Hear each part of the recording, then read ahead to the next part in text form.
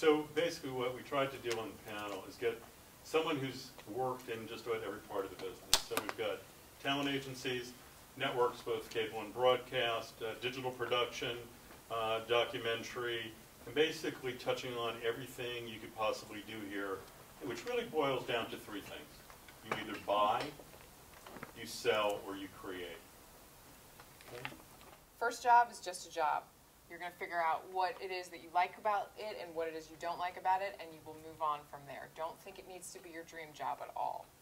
Create opportunity, like I was saying before. If you want to be a director, but your first job is being like, you know, an assistant to somebody's assistant's producer, like the third assistant, that's a great job. But that doesn't mean you're not a director. Go out and shoot stuff on the weekends. Work nights and weekends. If you're a writer, write nights and weekends. Create opportunity for yourself. Read as much as you can. Whether it's the trades, which we talked about, Variety, Hollywood Reporter, even Deadline. You guys can, you know, I get it's hard to get Variety in Syracuse sometimes. It took, when I read Variety from St. Louis, it was 3 weeks delayed. Go on Deadline. It's easy. I only read Deadline. What's that? I said I only read Deadline. Yeah, there you go. You can get the headlines sent to your email. Yeah. Like, yeah. you It's know. so easy. You can get the app. It's really, really easy. Read. When I was in St. Louis, after I'd interned at an agency, I made friends, and I had them send me scripts, and that was obviously a very fortunate position that I was in. But I just read as much as I could, and when I didn't know what something was on Deadline or I would look it up, and I would do it. I would teach myself certain things. Just read as much as you can, because people are gonna. When you want to be prepared when someone asks you that question or asks for your opinion, you want to be able to you want to be able to back it up. Yeah, when you are asked, you better be ready. You better have an answer. You know, my first Com 107 class, the professor gave some crazy speech about networking, and just like whoever said that before, the word networking starts to make you feel like you're going to throw up, but it is so true. And I think more important than networking with people outside and people that are maybe higher up the food chain than you, network together. Know each other, who's the best graphics designer, who's the best, you know, exactly what you said, who's the best filmmaker. You know, you guys are all going to be in this business together, and I've had countless Syracuse interns for the past 5 years. I've had countless mentees. I, of course, have helped other schools, not as much. No, I've helped many schools, but it's important to really, really help one another. I really think that's the most important part, because this is a communications industry.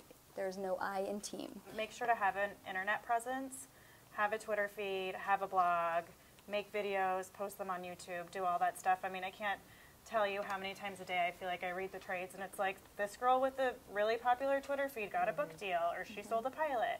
And I'm very jealous of those people, but I think that you should do what they're doing. Obviously, we've all talked about this, but know the players, know the people that are out there, the executives. When you're meeting with them, do your research.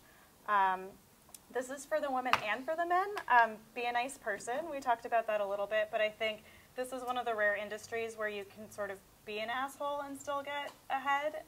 But I think it really does help if you're just a pleasant person to be around, and especially as a writer, if you are talented and you're able to take notes and work with executives, they're going to want to work with you. Every job that you approach, like, find the thing that you're curious about, that is like a problem that you want to solve. And so it may be soap operas, and maybe we didn't watch soap operas, but there's something very curious about it that that I think makes the job interesting. And I think that's what I've done with all of I've done many different types of jobs in this industry, and every single one, the linking through line was that I was curious about it. I wanted to learn more. I wanted to unpack it more, and there were people that I wanted to learn from in those jobs. So that's one thing. I mean, it's the same thing about like asking questions, but it's just being curious about that, what this job, even if it's not the perfect job, can help you learn. And then on a creative side, I often had people, once I had created those authentic relationships where they were relationships that weren't based on me asking for something, when those people offered to help me, sometimes I didn't take them up on their offer because I was precious about my work. I didn't think whatever I was working on was ready to be seen yet. And then that time period would pass, and then it would be very awkward for me to then email them later and be like, hey, remember that time you said you would watch my short, or like whatever. I think I was too precious about that when I was making stuff, and I would suggest if you guys are creating stuff, obviously you want it to be good, obviously you want it to be the best thing that you put forward, but seize that moment when you have someone offering help to take them up on it. Happiness doesn't actually come from following your dreams. It comes from figuring out what you're good at and then doing that. Well done.